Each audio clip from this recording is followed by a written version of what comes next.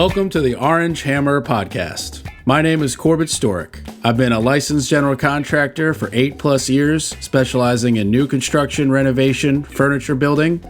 I'm the son of an architect and an interior designer, and I've been surrounded in this industry since birth, watching all aspects from concept, design, build, punch list, and of course, all the problems that come up in between.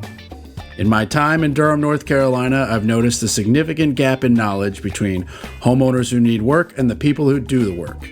On this podcast, I hope to break down the process of homeownership from the perspective of both the homeowner and the contractor in an effort to help raise the knowledge of homeowners about their homes and the construction/renovation process. I hope you enjoy. If you're enjoying the Orange Hammer Podcast, or if you have a topic that you want covered, or have recently done a project, please contact the Orange Hammer Podcast. The Orange Hammer Podcast is on Instagram and Facebook. Please like and subscribe, share on whatever platform you're enjoying your podcast on. Also, check out our YouTube channel, The Orange Hammer. The Orange Hammer Podcast is proud to be brought to you by CRS Contracting LLC for all your construction and handyman needs, new buildings to renovations, furniture building, EV charger install, or even a TV mounted. You can call me, Corbett Storick. It'd be my pleasure to help you. You can find me on Instagram at CRS Contracting. WSDG, the Walter Storick Design Group, specialists in architectural and acoustical consulting. Check out WSDG.com. And Taylor Bragg, for all your artistic needs in all mediums. You can find her on Instagram at brag_about_art. That's brag, BRGG, with 2 G's. She's the fantastic artist behind the Orange Hammer logo, and she did my fantastic table painting of my podcasting table.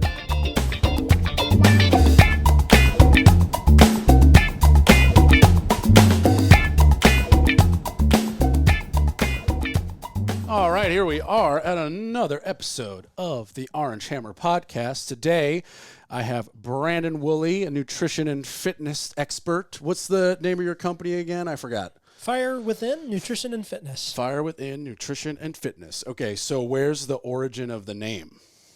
I've always had this idea of the ability to transform your life, kind of like a firebird. And that's kind of, my personal story. I was pre-diabetic, 244 pounds with an extensive family history of heart disease, and hated my life, was depressed. So I just decided to make a change, and no matter what, I was going after it. Lost 84 pounds. I've kept that off for 10 years now, and for me, that was my Firebird transformation. And I think change has to be intrinsic. It can't be the carrot and the stick approach if it's to last. So just this idea of self-transformation is where Fire Within came from. Okay. I couldn't agree more with everything you just said. I also have to go wow and congratulate on 80 pounds. I mean, 10 pounds gets the same wow and congratulations, but 80 pounds and kept it off for 10 years. That's the key thing, not to diminish anybody's weight loss ever. But the keeping it off part is usually considered harder because it will creep up slow enough that you don't really notice until it's too late and all of a sudden the work you put in has been diminished, especially with like fad type diets that are not really a lifestyle change. Yeah. So to break down the two sides, the nutrition and fitness, what's your kind of specialized goal in the fitness realm? In the fitness realm, longevity of training is the most important thing to me. Okay. So lower risk, higher return exercises. What would some of those be? Oh, for instance, instead of taking a barbell and throwing it over your head doing snatches and stuff, when you're locked into a barbell and you have any kind of shoulder issues, whether it be tech neck, forward rounded shoulders, upper cross syndrome, you're probably going to grind some joints, ligaments, and things like that. So instead, I'm going to do that movement with dumbbells with a slight rotation of the wrist to clear the shoulder joint. Right. So every single exercise I do, I'm thinking about joint health, risk. How can I do this better? And instead of always adding weight, maybe we'll add intensity, time under tension. Maybe we'll hold it isometric. Maybe we'll do a pulse ladder with the last third and create. What's isometric? Isometric is where the muscle is working but not moving. So, for instance, like a hold. Right. Okay, exactly. Okay. So you can do a plank. dumbbell curl and hold the top and squeeze as tight as you can.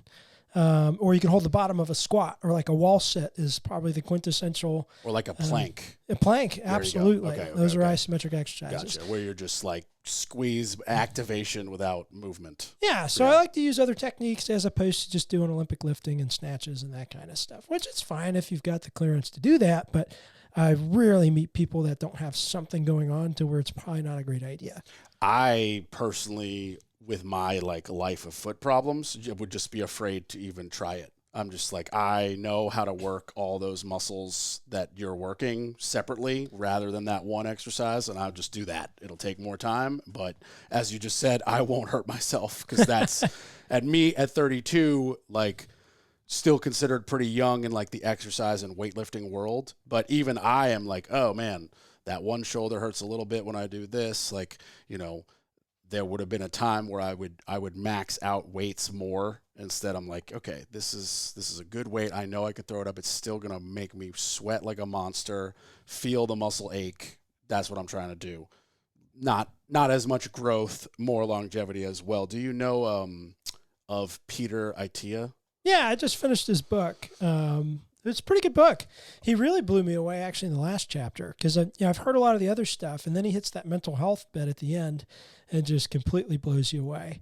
He is one of those guys who, like, he believes in the like, we're pushing you hard, but he's very much in line with, like, vanity's not important. Longevity is important. I think centarians and how do we do the centarian triathlon or whatever he called it, decathlon. To quote him, to quote him, he's like, I want to hunt out in the wilderness when I'm 80. In order to do that, I need to be in a certain shape. Like, it's not about looking like you do for a movie star. He's like, I need to be able to have the functioning hips to go hiking at 80 with a backpack. Yeah. Like, and it's still okay to want to look better. And you could do that without doing CrossFit. 100%.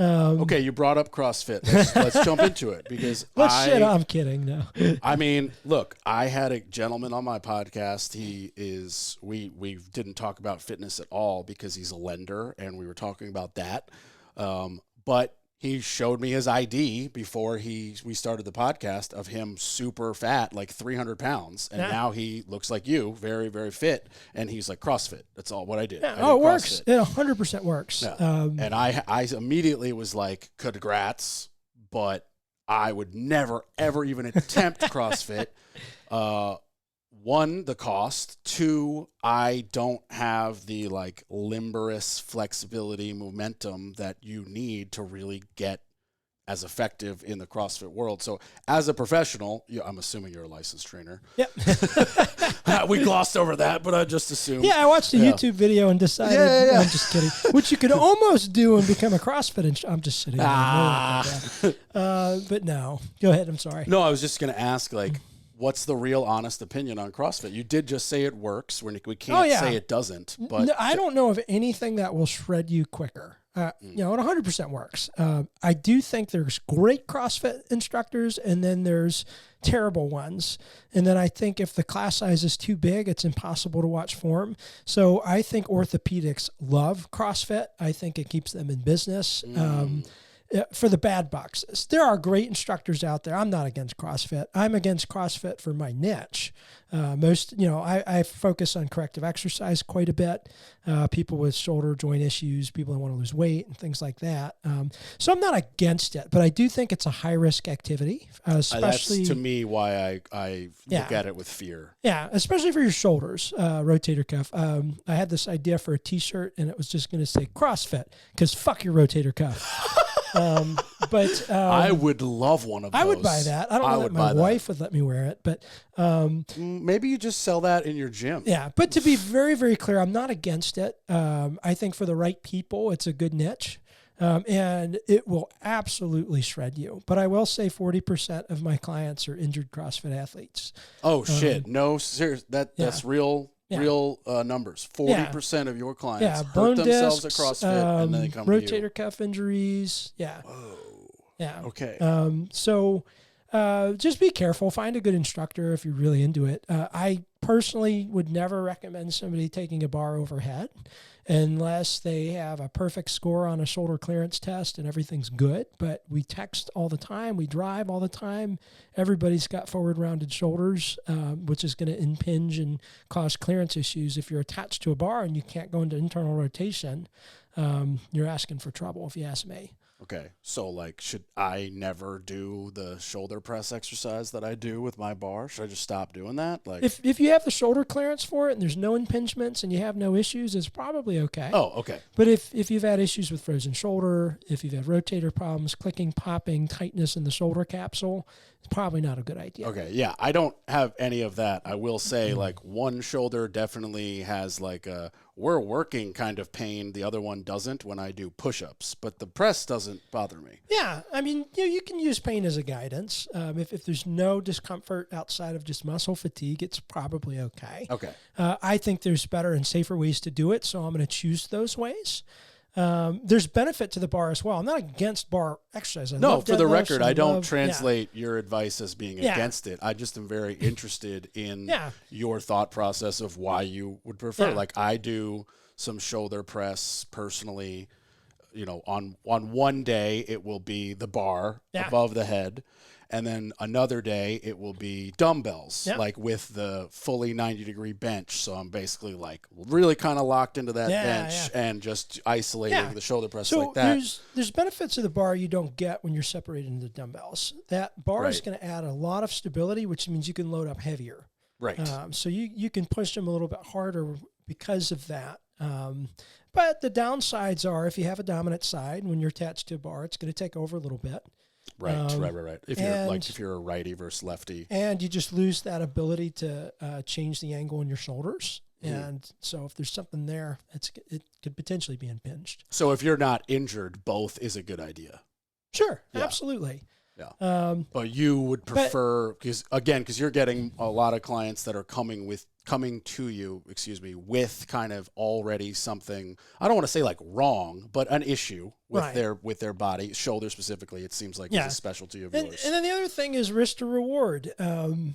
With dumbbells, if I'm in a neutral grip position, there's almost zero chance of impingement. So why would I put myself in a locked position with the bar if I can get a very similar benefit without it? It's also real easy to like bail out and drop dumbbells than it is to bail out and drop a whole bar. That's true too. Like, not that you want to get to that point where it's so heavy, but like hypothetically, if you really if you get like a twinge in your wrist and you let go, it's a lot more dangerous to let go of a bar above your head. Now, it also takes more stability and coordination with two different dumbbells as opposed to a bar. So in some ways, it's more of a challenge. To clarify, two different dumbbells. Well, I mean, two separate weights, dumbbells. Or just two well, weights? That too. That's something different, especially with farmers' carries. But I just meant with two separate dumbbells as opposed to attached to a bar. Okay, fair enough. Just wanted to clarify. So it does require more control, stability, and coordination.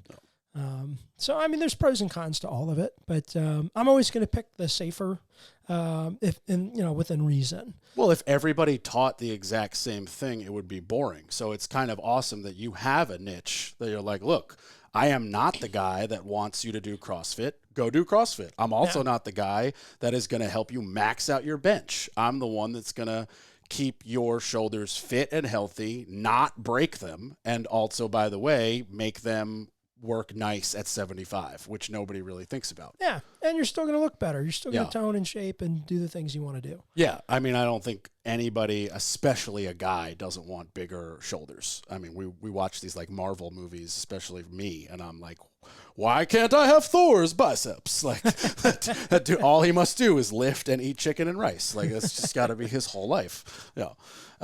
Do you have a space, or do you go to people's homes, or both? Both. 90+% of my clients come to me. Okay. So after the pandemic shut down, I lost my entire business overnight because of the government mandate to close gyms. And I decided that model wasn't for me. It's too much risk. So I opened a home studio, put $15,000 into filling a garage with equipment and renovating it, insulation, drywall. It's climate control. So you were taking clients to like a public gym. Right. Oh, okay, Yeah. okay. And before that, I worked for Lifetime for 5 years. And I Lifetime Fitness. Okay, yeah, cool. one in Cary. Gotcha. Okay. But then when I branched, I did corporate wellness. That was really boring. Decided to open my own business.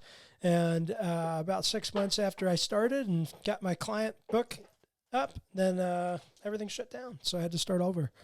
Actually did contract work doing like baseboard and trim and setting doors and new construction for about 3 months, biding my time until I can figure something out. Really? Okay, Yeah. so you were a trim carpenter. Yep. Yeah. Now I was an unskilled laborer, so I didn't know what the hell I was doing. They just told me what to do. It was mostly carrying things around. But, Oh, okay, yeah. But I did learn quite a bit. You were, my dad work. loves this saying, you were the fourth man on a 3-man crew. Something like that, Yep. basically. I've been that guy. Yeah. I started as that guy. And I learned a lot about the industry. It's, I definitely have a lot of respect for that. And it's tough. It's a lot of manual labor. It's long hours. And, the trim expert I was with was just incredible. He had this system of measuring and laying out, and he could trim an entire townhome in like 6 hours. It was insane. He would write all his cut numbers down in this huge long column, just like hundreds of measurements. And then he'd just zoom, zoom, zoom. He'd go through 120 cuts in 45 minutes. Every one of them, except maybe one or two had to be trimmed, but they were all perfect. And he knew how to lay them out. He always started on the same corner and went around. I mean, he had a system, and I was blown away. Just amazing. Yeah, I am not as good as that guy, but... Yeah. The last time I trimmed out one of my houses, my system involves 2 other people. So I'll be on the saw and I'll have one dude just knee pads and nail gun and nails in his pocket.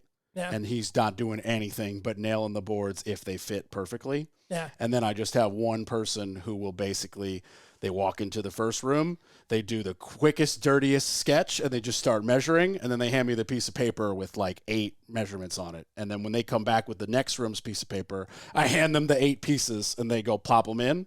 Yeah. And then once you get going, everybody's doing something. Yeah. And 4 hours later, it's done. Yeah. Yeah. Yeah, I mean, this guy would do it pretty much all himself. All I would do is lay boards out, basically. And just help with small stuff. And but he would do the knee pads at the end, and he would blast tool like it's shaking. He had this boom box, and it was the greatest thing. I was just rocking out the tool, getting these boards in, and he would. I have no problem with Tool. It's not what I would put on like for any easy listening driving. But as far as doing construction to a music, that's up there with great to keep you going. Oh yeah, you're always like bobbing your head at least to some good beat, and like definitely it's not gonna slow you down. That's for sure. Yeah. So, but anyway, lots of respect for contractors, which you guys do. Appreciate it. Yeah, we try. I literally just finished a carport this morning. Oh wow. The final thing was. I was able to reuse her gutter, but we had to recut and re-angle her downspout because it was designed for a different part of her house where now there's a carport in the way. And my gutter guy was like, give me $200. I could reshape it, reattach it, blah, blah, blah. I was like, he was done in 3 hours. Like, wow. It was perfect. Yeah. And it's done. Yeah. Now, I will say that kind of work beats the shit out of your joints, knees and stuff. Oh, my God. Yep. I really started working out seriously in college. Yeah. And it was really just like putting on weight, being a lazy college kid. Yeah. And then after college, I immediately I was the 4th man on a 3-man crew. And I like worked out basically to just keep myself from hurting too much, like the daily grind of doing like demo, because when you're the 4th man on a 3-man crew, you're hauling a lot of boards or shagging a lot of boards, as we say. You're always winding up the super heavy extension cords and air hoses. You're shagging the fucking compressor back and forth. Everything's big and heavy, and you're the dude. Like that's your, because you're unskilled labor. We were all there. And, in my case, lots of demo out in California, ripping the, like ceilings down and shit. And I remember 3 or 4 weeks in, I actually quit because my body hurt too much. Yeah. And I was like, I'm way too out of shape for this. Yeah. And while I did a job like at a grocery store, I like did a lot of walking, a lot of jogging, push-ups and dips, just like got in pretty terrible shape, but slightly better shape. And then I actually got fired from that grocery job. Was it a fun reason? It's an hysterical story, honestly. The technical reason is stealing. Okay. So if you ask me in a word, it's stealing. That's super not fun. The actual story, though, is hysterical because I was shown how to, 5 seconds backstory. There's like a hot food bar where you go and you put it on your plate or whatever, or the to-go container, and then they check it and they weigh it, right? So you tell the computer, like, subtract the weight of the takeout container. It's called a tear. Yep. Tear weight. And the managers showed me how to put in extra tear for employees. Yeah. Be like, we'll tell the computer it weighs half as much. Okay. And then we'll type in your discount. So like your $8 worth of hot food is $1.99. Yeah. I was shown this by the managers. I see. Right. Then I do it for an employee. Rats me out. I get fired the next day. Oh my gosh. Right. And I was, when I came in and the dude was like, here's the check you're looking for. Cause I was like looking for my check in the wall of checks. And then he's like, here's your check to date. We had to let you go. And I was like, okay. And then they gave me that reason. And I literally just chuckled. And I was like, you should have just been honest and told me that I'm like too brash as the New Yorker who's been here for 3 months. And I just don't fit in with your vibe. Cause I was told to do this by your managers, and I just grabbed my checks and walked out. And I literally texted the old construction boss. I was like, hey, I'm no longer doing this. I'm available. He wrote back with an address. Can you start tomorrow at 9 a.m.? I've got 2 guys. We could use some help. We're doing some siding or whatever. And I was like, I'll be there. Showed up in my little Jeep with my little tool belt and went right back to work for double the pay, I might add. Yeah. Yeah. So, like I said, hysterical story. And I'm just like, you guys are just lying. You just don't like me. And that's fine. You don't have to like me. Like, I'm not a hippie yet. I've only been in California for 5 weeks, you know? Yeah. I hear you. Yeah. And they're like trying to tell me, like, oh, we caught you stealing. I was like, no, you didn't. No, you didn't. I didn't steal shit. Like, there's no way. In fact, I've been buying all my groceries from you. You just got another customer that you just lost. Like, I'm not going to shop here anymore. Yeah. So not fun, but funny in my opinion. Yeah. Yep.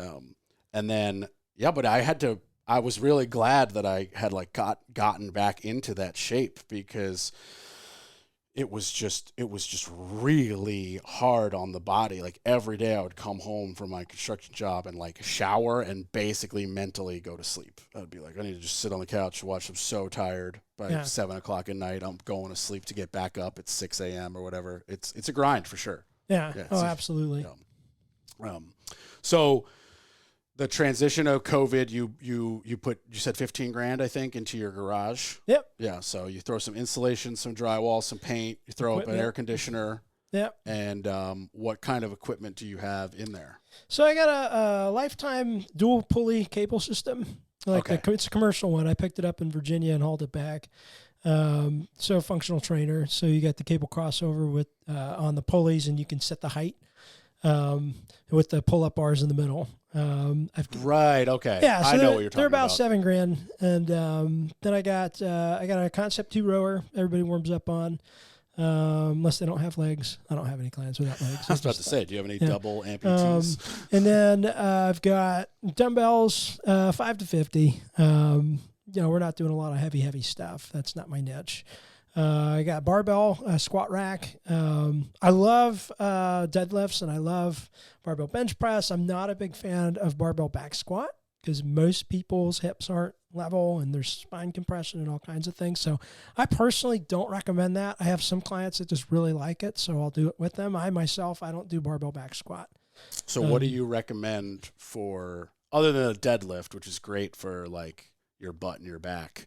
What are your good like leg recommendations? Probably my go-to is Bulgarian split squats. That's with like your back leg up on the bench. Yep. Yeah. Yep.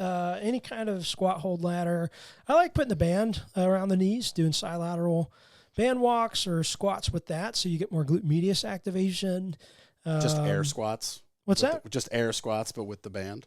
And holding a dumbbell. Oh, holding a dumbbell. Okay. And that way your core is rocked because you got all this weight up top too. And then your upper body's engaged. That's total body. Any kind of lunges, sprinter lunges, curtsy lunges, whatever. And then there's something called terminal knee extensions you can do with the, I love resistance bands. I do lots of stuff with resistance bands. You put like the real heavy band around the back of your knee facing the anchor point so that when you come up out of the squat, you're pushing the knee against that resistance and your quad is just on fire. There's so many different ways to challenge the muscles. I mean, there's hundreds of exercises for any muscle group. And you've just really, it just took you, did it take a lot of trial and error to be like, okay, everybody knows how to back squat, but I don't think that's good. So I want to figure out the lower resistance, lower risk training methods. Were those already like super known and readily available, or did you personally have to like figure out the right ones that would work better for your situation? Well, I was my first client. I was my guinea pig. I had knee surgery after marathons. And so I had to go through the whole PT and recovery process and learn quite a bit. And that's why I decided to concentrate on corrective exercise and weight loss and all that stuff, because so many people I met had knee injuries, shoulder injuries, hip issues, back issues. And I wanted to make sure that they could exercise safely and continue to do that for the rest of their life and not have that be what holds them back from health. So it was through that, my own issues, from the marathons. I have an ipsilateral hip tilt with pelvic rotation and degeneration in L4 and L5. And if I quit exercising, I can't walk. So your hips are one's higher than the other, and they're rotated. Right. Jesus. All for marathons with muscle imbalances. Because when I started, I was a band director. My degree was in music education. I didn't know what the hell I was doing. Okay. What do you play? Trumpet, piano, and guitar. Okay. Not so much anymore. I mean, it's been over 10 years, but still, when you're a musician in your heart, you never really I dick around the guitar fades. sometimes, Cool. and my goal is to get a baby grand one day and start writing for piano again. My dad likes to play the piano. So relaxing. He's pretty good actually. He'll say he's terrible, but yeah. He also says he can't speak Spanish, and the dude's fluent. So I don't know. He likes to really brag, but then be humble about weird things. I don't understand the man. But anyway. So I mean, the exercises I do, they're not easy. They're just as difficult, and in some ways more so. It's just we're not always just adding weight to make it more difficult. If that makes sense. It totally makes sense. Yeah, I you just saw my little baby gym, and it's all bar, it's all weight, but I don't add that much that often. Like I have, first set is pretty light because I just want to like warm up, get some blood flow. And then sets 2 and 3 are hard, but it's more about getting the full 12 reps. And then my fourth set only is for 5 reps. That's my like that's my like kind of heavy, but I can always get those 5. If I was training with a spotter, that fourth set, by the fourth rep, I would need a spot, and the 5th rep might not happen because I'd be trying to max out every one. But I lift alone, and I'm past the point of like, let's put on 30 pounds of muscle in 30 days with outside help, be it anabolic or, I don't take jacked pre-workout or whatever the hell that shit's called. Or C4. Whatever the hell. I take none of it. Like I don't do any of that. Like I drink a little coffee in the morning after good weights. I do a protein shake after. Yeah. But, even that I only started like a month ago when a nutritionist was like, you should get protein within 15 minutes of finishing. And I was like, oh, I'm not doing that. Yeah. So I just started adding that. But, I have been exercising for a while. You'd be surprised by how chunky I am, but I need the endorphin rush more than like the vanity part. Yeah. And, for me, if I don't spend my morning getting the endorphins from cold plunging and exercising, I'm just a bad person throughout the day. Yeah. Like, and it might not be like, I don't go from like, okay, we're a citizen in society to like, let's go rob a bank. Not that kind of bad. I just mean like, I'll be a little shorter with everybody. I might talk back to somebody when they didn't deserve it, or take something out on somebody that's unrelated, or something that angers me I should get over in 12 seconds after I just was mad for 12 seconds because I had the right to be mad. Instead, I'll let it stoop all day, and 6 hours later, I'll take it out on my mother on a phone call when she called to just say hi. Yeah. And it's not okay. Like, it's super not okay to like. So I look at it that way. Like Yeah. this is for me to be a good, more leveled person every morning. And Yeah. then, oh, by the way, I'd like to, not have stuff hurt when I'm super old. Yeah. I'm also a year off of foot surgery. And before that foot surgery, every step was agony. And I just didn't tell anybody. Yeah. Just pain every single step, every time in the gym. So now I'm like, oh, cool. It doesn't hurt. Let's freaking work out all the time. Yeah. So it's like still, it's kind of like a night and day switch. Yeah. So branching onto the other side of the fitness, or of the other side of what you do with the nutrition is what I meant to say. Yeah. So there's obviously I want to do overall health nutrition. For the most part, I would say that circle is agreed upon by most experts. I mean, you don't want to do a lot of processed junk. You want to be in the more natural side of foods. You want to get good, clean food, good proteins, appropriate vitamins, this, that.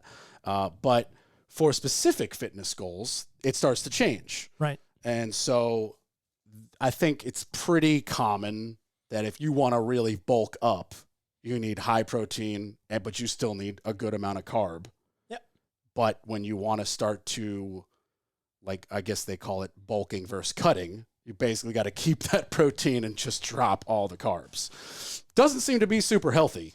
Yeah. To be doing this like back and forth, when you look at like that Arnold documentary when he was talking about like what he had to eat and what he had to not eat, like doesn't tell you about Pumping Iron or the new one on Netflix? The new one on Netflix. Oh, it's phenomenal. Like, I thought it was so well done. I've never felt lazier in my life than after watching that documentary. The amount of things that man has achieved, like him or not, is insane. Yeah. That's a good point. Like him or not, you can't deny those achievements. Yeah. I'm like, what the hell am I doing with my life? Yeah. That guy is just next one level. of the things he would have done would have been noteworthy in any regular person's career. But all three are, fitness, movies, and politics, just unreal. He basically invented a movie genre. Yeah. The action movie. He basically the muscle bound action movie. Like that obviously took over 80s before I was born, but it's very much alive today. It's I mean, and I would say the most modern example would be The Rock. Yeah, probably. Yeah, of just like bulk star and action. That's probably the one right now. Yeah. But if we're excluding just like the Marvel world, right, Like, I'm such a big fan, but that's like its own thing. I feel like. Who's the Thor actor? Hemsworth. Chris Hemsworth. Yeah. I really enjoyed Fat Thor. That was hysterical. Oh, it's so funny. Oh my God, it's hysterical. That whole I mean, I'm such a Marvel junkie that like I love it all. Yeah. I get hate I get hate from friends when I tell them like, oh no, I liked She-Hulk. I thought that was hysterical. And they're like, what? That's where they lost me. And I'm like, I don't know why they lost you. Hands down, the star of the whole universe is freaking Iron Man. That's, oh my God. So funny. And specifically Robert Downey Jr. Like, yes, obviously Iron Man as a character. Oh my God. Incredible. His full arc. Oh my epic. Gosh. It's just hysterical. Yeah. All the time. Yeah. That man is playing Gallagher. Thought we wouldn't notice. Like it's just price or the eye rolls when Captain America, like, I got that, I understood the reference. Like it's just the classic, the first Avengers. So good. Yeah. Hey, everybody, sorry. We had a Marvel rant. We're fans. We're fans. I guess I'll get off it now. But it's our podcast. We can do whatever we want. It's a construction podcast about fitness. So why not? Why not? Throw in some Marvel. Yeah, exactly. So nutrition for your clients, when focusing on, how to not hurt your shoulder, that's definitely not the fitness goal. That's like a huge priority when you're talking to your clients. But I'm assuming you still get a client who comes to you with like, for example, like, I need to lose some weight. Or all my clients have a component of that. And every consultation I do, we do a full nutrition evaluation. What's that look like other than just asking someone what they eat? I ask them if they're doing cocaine, and if they're not, I have them start doing cocaine, and then they lose a lot of weight really quick. This seems like and they get a lot great done. move. Yeah. No, I'm just kidding. I hope don't you're do not drugs. kidding. Yeah. I treat every client different within parameters that are the same, if that makes sense. So I used to, head up kind of the blood work labs and everything at Lifetime. So I got to see tons and tons and tons of blood panels and know what hormonal things could be going wrong and what are the types of habits that change them. And every single person I sit down with has a different set of hormonal issues going on, different past history, genetics, all kinds of different things. So I don't think any two people should be following the same diet. But there are principles that carry over, and never an elimination unless allergic, but a reduction of the following items. And it's going to sound a lot like the autoimmune protocol, but I don't eliminate, I reduce. Wheat, grain, and corn, that's kind of its own subgenre. And then soy, dairy, minimize alcohol, and minimize added sugar. I don't eliminate for all kinds of reasons. You'd be missing a big chunk of nutrient profile. And if you suddenly change everything, you can end up with dysbiosis and a huge shift in bacteria in your microbiome. And that could also actually cause allergic reactions and issues down the road. Wow. So I usually don't call for an elimination, but usually a reduction of wheat, grain, corn, soy, dairy, alcohol, and sugar. And I'll just give like a little 10-second elevator pitch for each of those. Wheat, grain, and corn are going to be high in a protein called lectin, which Dr. Stephen Gundry's big on.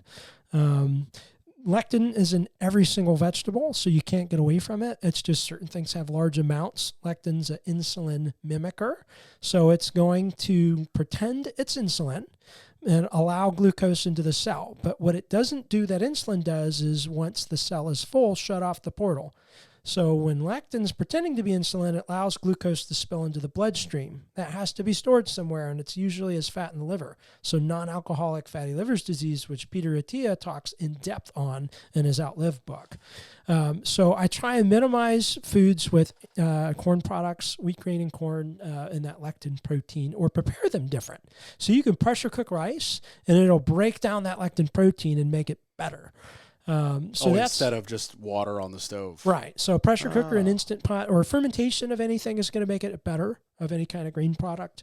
So that's the one overarching principle. The soy is because it's heavily sprayed with glyphosate Roundup, and it's also high in xeno and phytoestrogens. Some people say soy protein is great for you, others don't, but the people funding the studies for soy protein sell soy protein, so I don't trust it.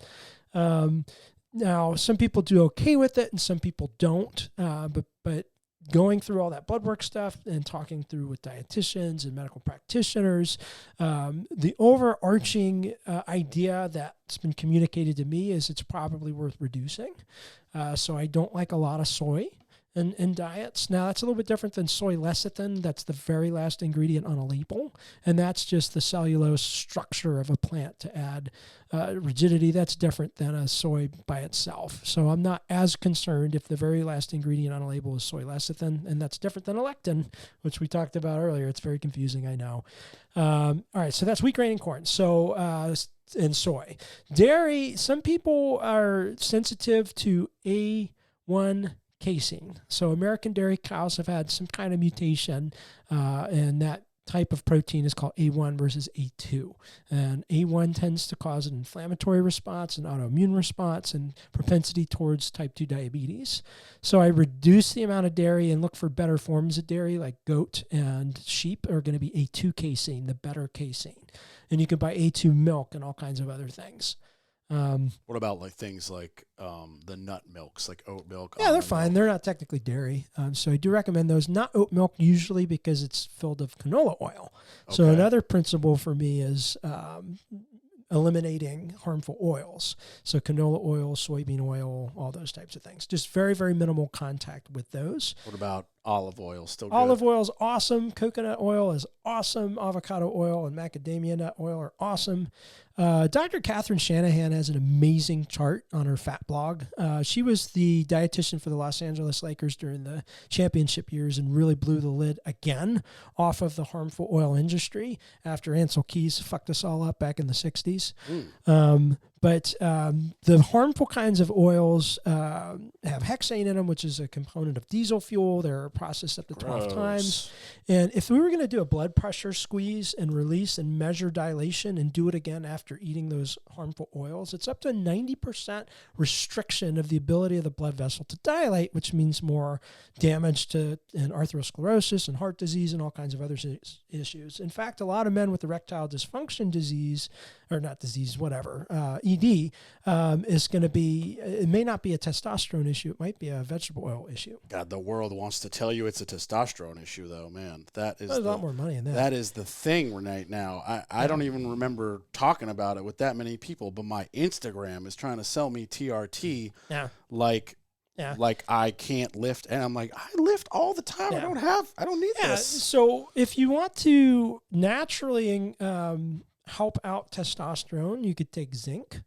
Vitamin D, and sleep. If your sleep's fucked, your testosterone's fucked, period. If your sleep's fucked, a lot of things are fucked. Yeah. Like, I think that is... Sideways. I think that is very under talked about, or whatever the terminology is. Like, people don't emphasize how much, like, whatever you're trying to do. If you're trying to weight lift a lot, guess what you need? A lot of recovery, which means really good sleep. You need that REM cycle. Yeah. If you're everything that you're trying to do in your physical improvement and mental improvement, if you're not getting good sleep, everything else is screwed. Yeah. And I don't think that's talked about enough. No, it's not. Yeah. Yeah. So that's a big component. What do you have? You have any recommendations towards that you share with like your clients that if you're trying to focus on just prioritizing getting good sleep? Yeah. Shrooms? I'm kidding. So far, shrooms and cocaine are your main two components. Okay. Which I've done neither. I would consider shrooms. Anyway, there's a couple things. We have a lot of exposure to blue light from screens and things like that. The phones are killing us. Yeah, we have photoreceptors in our eyes and our skin that receive that blue light as sunlight, and it upregulates norepinephrine and adrenaline, and it downregulates the processes needed for melatonin release and all those types of things. So having a curfew like 30 minutes before bed, there's no artificial light in our house except for salt rock lamps, which sounds like some hippy-dippy bullshit, but it's just a soft glow that mimics the sun going down, and it helps with circadian rhythm and getting your body ready for bed. Breathing exercises, in 4, hold for 7, breathe out for 8, or whatever combo you want to do can help oxygenate the blood and turn off that fight or flight norepinephrine and adrenaline. My number one best tip is to take an Epsom salt bath before bed. There's a couple reasons why. The natural ingredient in Epsom salt is magnesium, which is going to loosen and relax your muscles.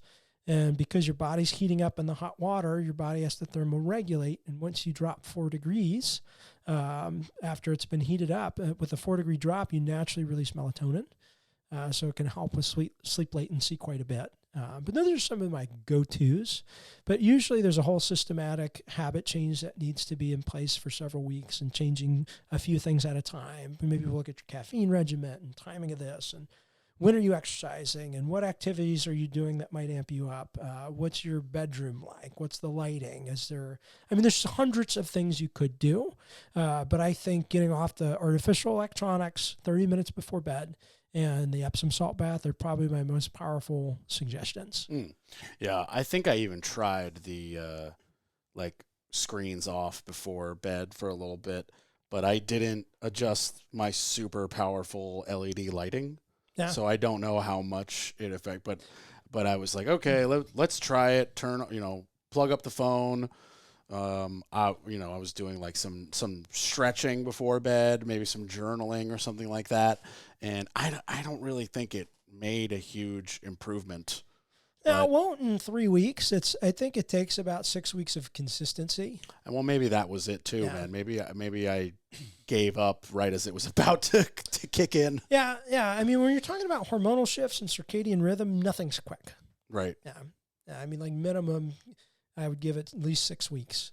But no, it's difficult to be consistent. And that doesn't mean occasionally there can't be an off night. Like maybe that's the Super Bowl and you're going to stay up all night or whatever. Also, regulating what time you go to bed, just like sleep training a baby. Optimally, you're getting to bed before 10:30, 11 o'clock so that you can receive the most money time, growth hormone, and all that kind of stuff, which usually spikes around 2 a.m. The earlier you can get to bed, the better with circadian rhythm, because our bodies are going to follow the sun cycle. If that gets confused by all the artificial lighting, then that's when we get in trouble. And that's why third shift workers have like a 4 times increase chance of cancer, especially female night shift workers. I never thought about that, but it makes tons of sense because they're literally just sleeping through all the natural light and then basically surviving off of fake light, but their body's like, we're just going to assume this is the light because it's all we get. Yeah.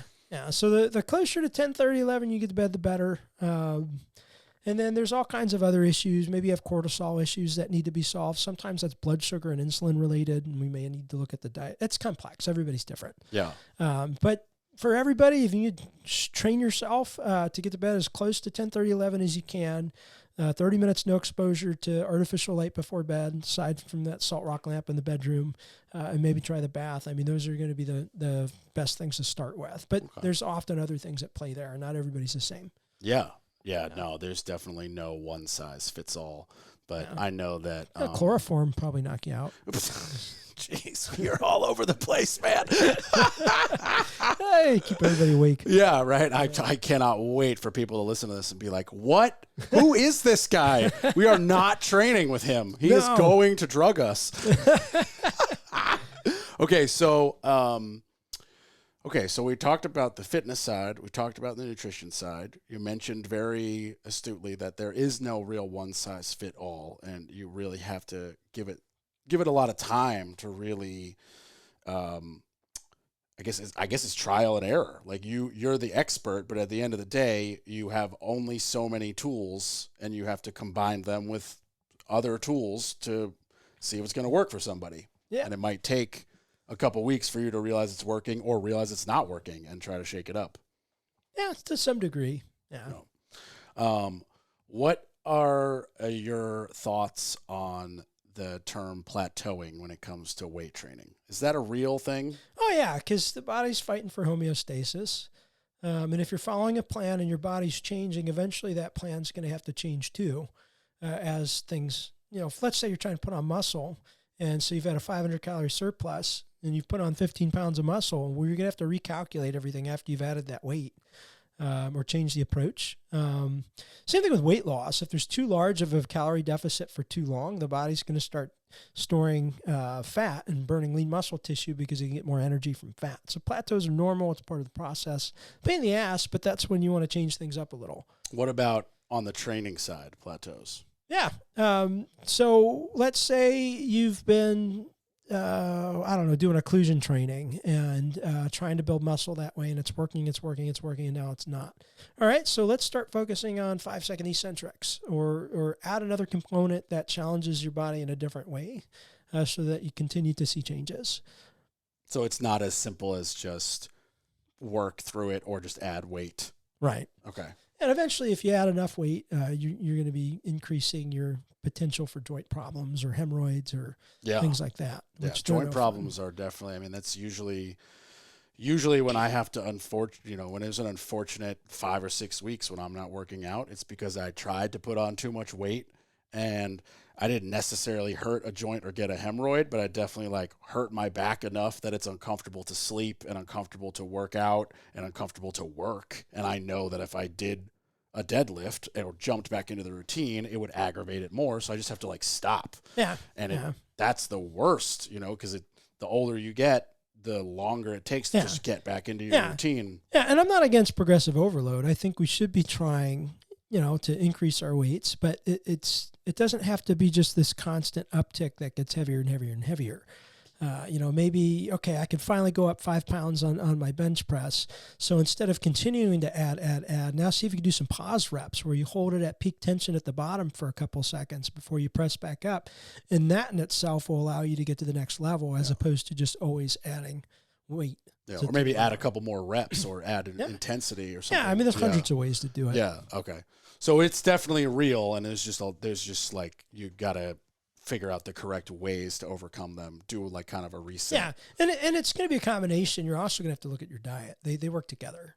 Right. So if you plateau and you're only addressing your exercise and you're not also taking a look at caloric intake, protein, and all those things, they have to be done together to see the best progress. What does it cost to work with you? Millions. Millions. Costs your soul. Firstborn child. Okay. If you have no soul and no children like me, and don't have millions, what does it cost? So it depends on frequency. I don't do contracts. I don't do minimums. I try and be as friendly as possible. Most of my clients will see me, twice a week. But my hour sessions are 75, my half hours at 50, because it's hard to fill the back half of the hour. But that makes sense. It's hard to get another half hour session unless you're doing back to back. You have to have so I try and reward the hour. So if you see me once a week, it's $300. If you see me twice, we could also do half hours twice a week, and that's a little bit more affordable. I try and work with people and find a plan. Some people are like, look, I just need you to give me a plan every couple of weeks so I don't get bored and have some structure. So some clients do monthly check-ins, some people every 2 weeks, but I'd say 80% of the people I work with are weekly. Weekly. Okay. And we just either once or twice a week. I had some that are 4 times a week. I think it's too much. That's like more than my wife sees me. I'm just kidding. But I think it depends on their goals. It depends on the amount of accountability they need. And then we find something that works with their budget and their schedule. Right. So that we find a happy medium. So you said your majority are coming once a week, you said? 1 to 2 times a week. 1 to 2 More times. likely twice a week. So that person, and I mean, I don't talk about anybody specifically, just give me generalities. That person that's seeing you twice a week, are they doing 2 other workouts at home, or are they just working out twice a week with you and that's their exercise for a week? Yeah, so like Pam Wilburn, I'm just kidding, I made that name up. John Doe. Yeah. So some of them will. Most of the people that see me, though, it's because they won't make time for themselves unless somebody's waiting for them. So a lot of my clients, they need the accountability. If I'm not standing there, they're not going to do it. But then I have really, really great clients they're great clients too, but I have clients that will do stuff on their own and I'll give them homework. Okay. And they'll have things to work on by themselves. Yeah. I mean, as we've said a few times, everybody's different. And the fact that person knows themselves well enough to know that I need to see you 3 days a week or I will not work out, that right there is an amazing thing that they figured out about themselves. And that needs to be celebrated. Yeah. That they were like, I know myself. If I don't pay you to train me, I'm going to not do it. Yeah. So let's do it. Yeah. Some of my clients, they put others before themselves. And so they have a very difficult time making time for them to work out unless I'm there. So sometimes it's rarely a lazy thing. Yeah. It's ability to shift and prioritize issue because they're helpers. They like to help people. I completely understand. I was talking about my routine with you where it's basically every morning I'm doing either like about an hour and 20 minutes of weights or a 20-minute kind of like body weight thing and then an hour on my bike. Last week, I probably only got 2 days of gym time because I had such an incredible work week that it was like, okay, I'm not going to get up at 5 a.m. So I'm just going to have to sacrifice a little gym time because these clients need me. It's really good money. It's really good jobs. We have the ability to complete 3 in a week. Let's knock this stuff out. And now this week, I'm a little slowed down and prioritizing it back again. But because it wasn't an injury and it wasn't 3 weeks off, I didn't have to adjust anything. I just hopped right back on. The weights are the same. The numbers are the same. You know, if I had taken 3 weeks off, I might have to drop down 10%, in some areas, especially those shoulder laterals. I'm only doing 20 pounds. Like, those are hard. Exactly. Exactly. Yeah. And so, that's a very quick one where it's like, okay, drop that to 7 or 11 pounds. That's one of those ones you do not look tough doing lateral races with those little baby dumbbells. Yeah. But they can burn like hell though. They do burn. That's for sure. Yeah. They are a good one. I'm a big fan, but I do a lot of shoulder stuff. Yeah. I want to be bigger, but I also know that, oh, well, tell me if I know what I know, because I have heard and understood that everything else aside, good or bad, believe it or not, that the only actual way that you can strengthen bones is calcium and weight training. Is that calcium? false? Maybe not. Sometimes calcium gets binded and can cause potential increased risk of atherosclerosis. Depends on if your body's absorbing it properly. So I'm not big on like mega dosing with calcium, but weight bearing exercise for sure strengthens bones. Having enough protein strengthens bones. Collagen can help, more so with the joint and ligament, but it can also help. But any weight bearing exercise is the best way to strengthen bones. Yeah. And for the record, we're not talking like you got to bench 300 pounds. No. Just make your body accustomed technically to walking lifting is heavy weight stuff.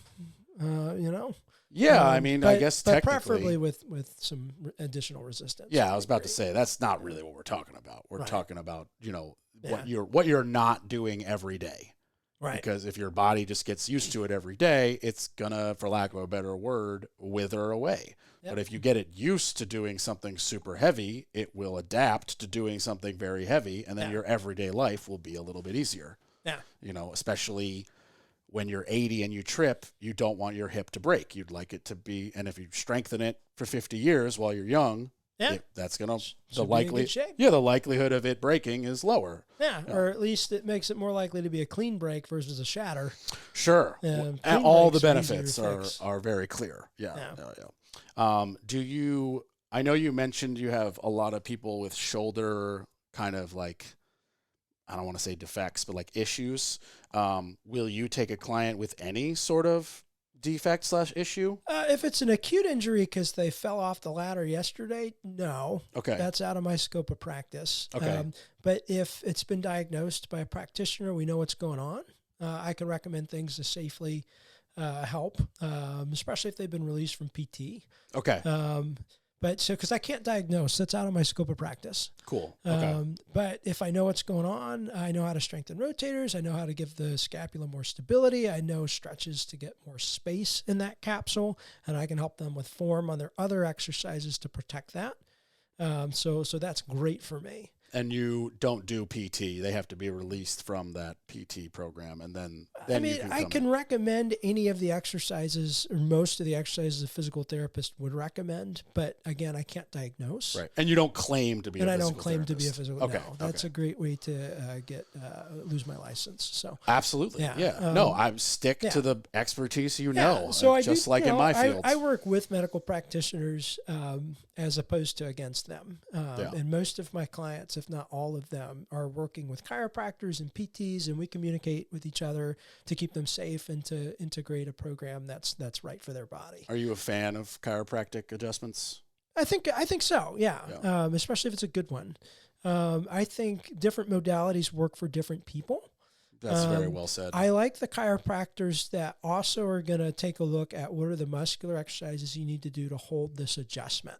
Those are the guys I like. I can shout out a couple. I love Dr. Adam Beck with 919 Spine in Morrisville, right across from where the Canes practice. So Dr. Beck and 919 Spine do great work. There's Dr. Brooke Eikens with Motion Carolina is phenomenal. There's so many good chiropractors out there. But if all they're doing is crack shacking you and getting you out of there, I'm not a fan of that. I'm not sure how helpful that is. Yeah, because that's what I grew up getting. And I mean, Dr. Peter, you were the man, RIP. We do miss you, but that's what he did. He cracked us and sent us on our way. And if you don't adjust the musculature that's pulling on these bones and spine and everything, it's just going to end up right back where it was. Oh yeah. So I believe in a blended approach. Felt good. Yeah. The good ones, though, they're going to give you a couple exercises, stretches, and strengthening things to do to hold the adjustments. Yeah. So that you don't end up in that pain again and again. I like the catch and release kind, not the sign up for 36 sessions. I mean, it's one of those things where it's like, if a chiropractor's really doing what he's supposed to do and recommending the correct things, you eventually should not have to see him, which means like, or at least just touch up once in a while. Right. So it's like, because modern life is not good on the skeleton. That's for sure. Yeah.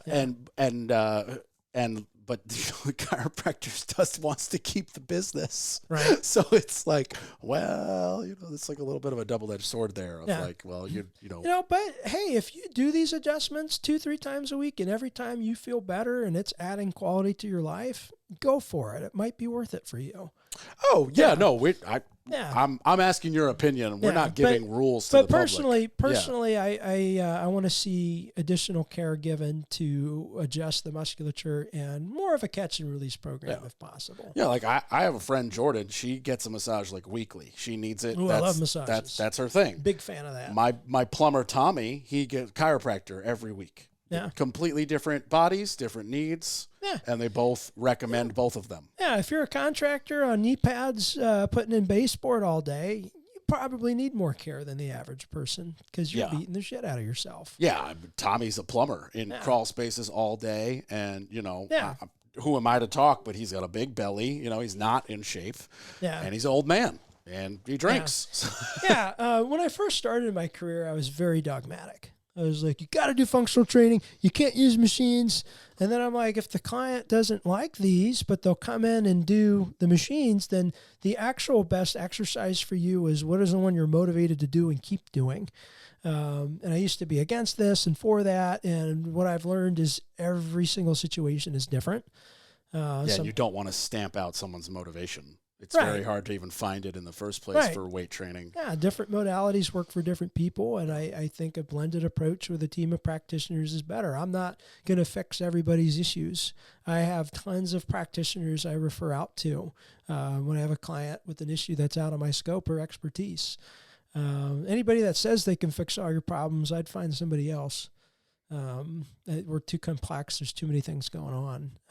That's an interesting, and I agree with that advice that like it's too complex that somebody could fix everything. Yeah. So, just like in my world, I may be the contractor you hire, but I have 1,100 subcontractors, all with specialties. Yeah. So when you hire me I just did a carport. You think carport, not a big deal.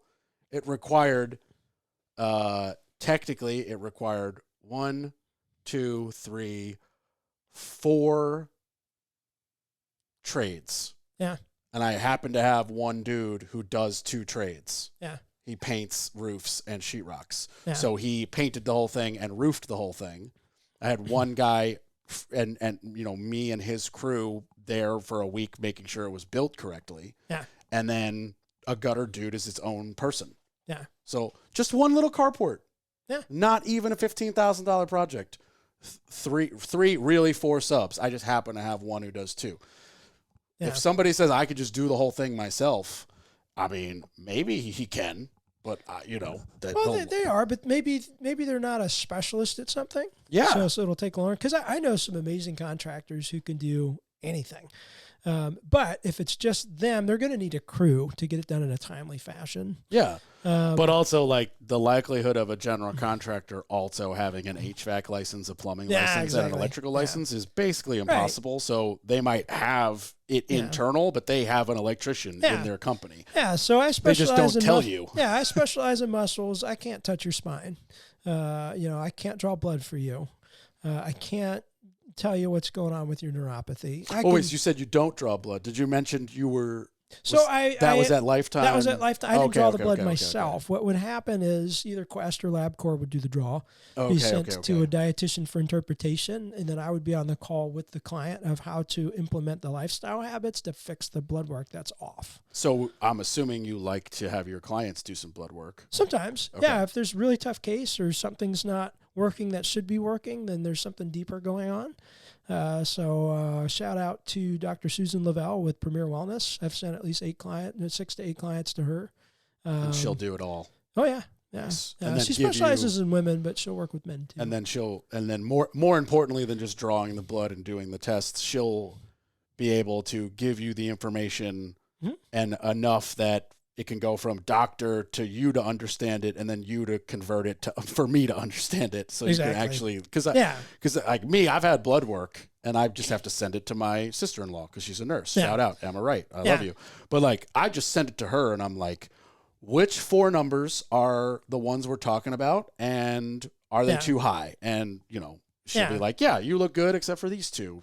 Don't eat as much saturated fat. And I'm like, gotcha. No, I technically could interpret it, but I'm not legally allowed to. I'm not a dietitian. I'm sure Emma's not legally allowed to advise so I have something, to have an intermediary with that.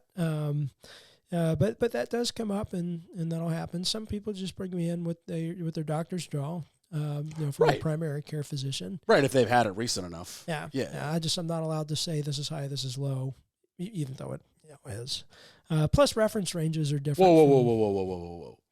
You're not allowed to be, I couldn't say you have high blood pressure. It's silly, I know. Semantics, whatever. But Google can tell me, exactly. You can't. There you go. Yeah. I can't say you're diagnosed with high blood. I couldn't do that. I couldn't say your thyroid's out of whack. I couldn't do that. I don't. Okay, I'm a little confused though, because if I'm giving you data to interpret, you can look at it and be like, oh, this blood pressure number is a little high, but you can't look at the person in the face and go, you have high blood pressure. I could say, based on this reference range, it's outside of that. I just have to be careful with wording. It's a gray area. Okay. Yeah. That's a very interesting gray area. You just want to be careful. Yeah. Yeah. So I stay within scope, try not to do anything outside of that. I refer out when it's out of my scope and try and keep my clients safe and healthy. Oh, safe and healthy. Okay. Yep. Well, this was awesome. Before we wrap up, how do people find you? You've got any social medias, phone numbers, whatever you give out to the public, give it out. Sure, man. So my website is Fire Within NF, as in nutrition and fitness. So firewithinnf.com. My email is the same, firewithinnf.com firewithinnf@gmail.com. I've got an Instagram handle. I think it's firewithinnf. I've got a Facebook page. And my phone number is on the website if you wanted to contact me directly. And where is your, I don't need your actual address, but what city is your studio in? My studio's in Cary. Okay. I do Zoom consults. I have a client in Mississippi. I have one in Hendersonville, North Carolina. I got people all over that Zoom in. I prefer in person if possible. And you will do Zoom. They can come to you. And I could travel for a fee. You could go to them if they have a home gym, or you could, now that they're open, meet at a public gym. It's probably not a public gym. If they offer personal training, they're not going to let me do that.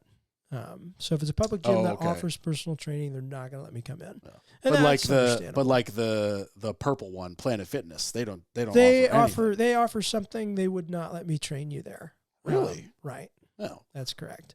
And that's okay. They don't want to be footing the bill for somebody to run a personal training company and disrupt their. Yeah, it makes sense. I'm okay with it. I don't have an opinion either way. I just assumed what would be the difference between you and I working out as friends together, or you and I and you telling me, okay, harder, go, number 5, number 6. I think they do offer personal training there. At least they used to at one point. Okay, fair enough. And I like Planet Fitness. It's a cool gym. They got everything you need.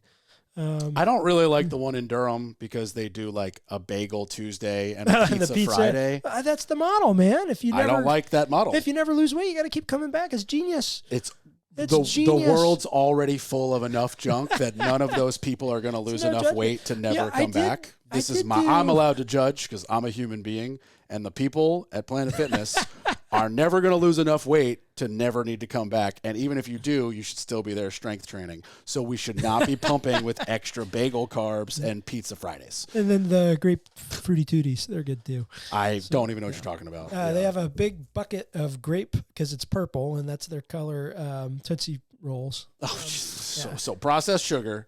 Yeah. Pizza day, bagel day. Okay, cool. Yeah. The one in Durham's also next to a pizza place, so it's you're killing me, Smalls. Outside of that, I think it's a cool place to work. I've been a member off and on. Fair enough. I mean, for $10 a month to have that much equipment at your disposal. That's what I was about to say. I was like, you can't beat it financially. It's very cheap, and they have everything. Some of them have saunas and massage beds. I've seen the massage beds. I hadn't seen one with a sauna. I think it's not every location has it, but I'd sign up for just for the sauna use. That'd be awesome. Yeah, I don't have the space, but I really want to get one of those personal saunas to complement the ice. Just get rid of your guest bathroom. no. That's not going to happen. Yeah. Thank you for your advice, and I reject that. Shove it up your ass. Yeah. I have already drawn where the sauna will go for the new house I'm designing. Next Sweet. to the cold plunge. Yeah, man. I have to say, you showed me around your house, and the contract work you've done for yourself is just incredible. Oh, wow. Thank you so much, man. The pallet wall in the bedroom is just beyond incredible. That was my favorite. But I really appreciate that. So you 100% know what you're doing. I like to think I know what I'm doing, but don't tell anybody. Yeah, man. But yeah, I mean, I like to say that it was... I resisted it almost my whole life, but I like to say it was meant to be. I mean, I'm literally the son of an architect and an interior designer. Well, there you go. And they still kick ass today. Yeah, man. And it's like, you know, if there was going to be anything related short of just joining his company, this is basically it. Yeah. And it, you know, we've partnered up to do the 10 rental homes that we have. So you drive up to them. Yeah. And like they look good, they're clean, they're newly painted and all that, but they look basically the way they did before. And then you open the door and it's like, this doesn't belong here. This is way too nice for this neighborhood. This is unique. We took out all the walls that didn't hold anything up, even the ones that did, and put in big beams and opened everything up. And, you know, we're I like to think we have this great combination of the design and architect part is so solid. And then I get to be the one who's like, okay, you guys designed this like 70-year-olds for 70-year-olds. Now let's throw in the 25-year-old who's actually going to rent this house. Yep. We don't need 17 linen closets. Let's get rid of those, make this room a little bit bigger. Let's put an internet shelf, like that kind of stuff. And the combo really, we've created something cool. And we have 10 houses and they're all rented. Some of them are even on some long 2-year deals. Like it worked out really well. Yeah, man. It worked out really, really well. Well, yeah, I really appreciate you coming by. This is awesome. I think that fitness and nutrition are such an incredible part of life. It's something that is not talked about enough, especially beyond just like trying to get in cool shape for the summer. Fitness should be an everyday lifetime adventure to just maintain. If people want to check out my podcast, I do a fitness and nutrition podcast, Fire Within Nutrition and Fitness, on every major platform, Spotify, iTunes, whatever. Fantastic, man. Make sure to like and subscribe that podcast. And scroll back a couple minutes for all of his information. And then as always, the Orange Hammer podcast, we are on Spotify, Instagram, YouTube, Facebook, all that good stuff. And if you need CRS contracting in the Triangle or want to talk about or come on anything related to the podcast, email me, CORB, that's Corb, at WSDG.com, or my cell phone, 845-489-6057. Brandon, I really appreciate it, man. Thanks for coming. Yes, sir. Bye, everybody.